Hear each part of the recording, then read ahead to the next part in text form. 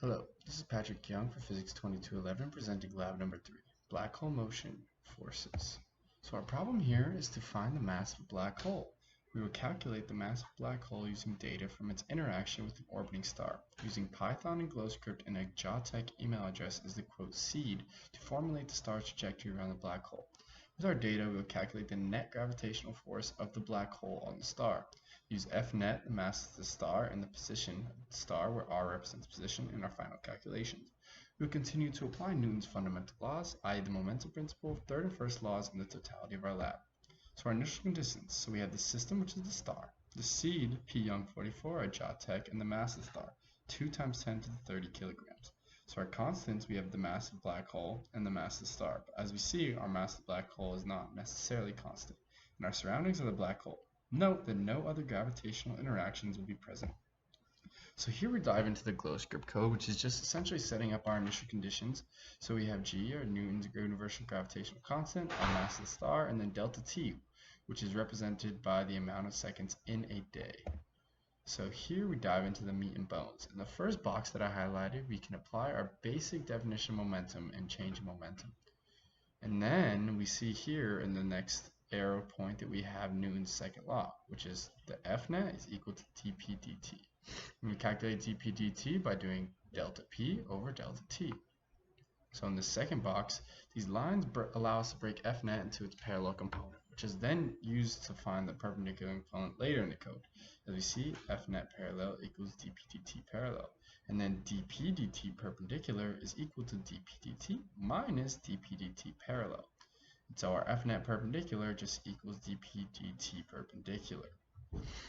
So here we have our data visualization, which will use arrows, and we've set the arrow scale to 1 times 10 to the negative 17th, which is like approximately 1/3 the mass of our star, of the black hole. So here's the model running at full force.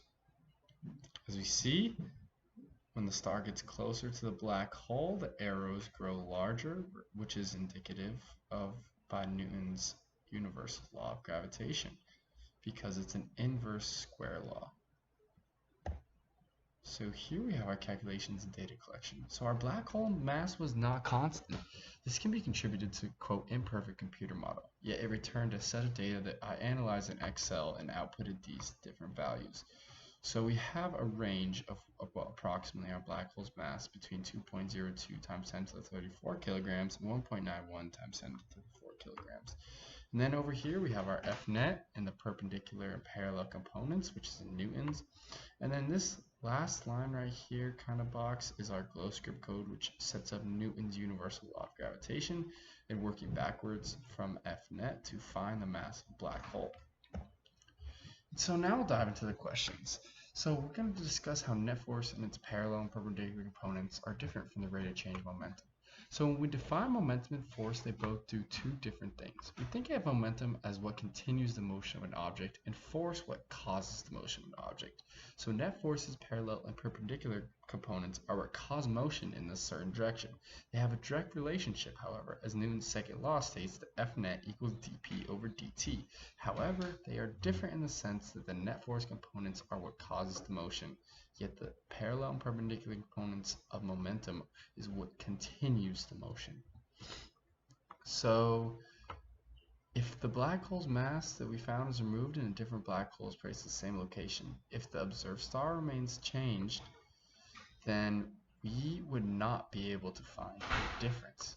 So because our data is solely based off the motion of the star, no changes in that motion, our model will return the same values as the original black hole, and it would be impossible to tell if the masses are different unless there is some kind of change or discrepancy in the motion that we could factor into our calculations.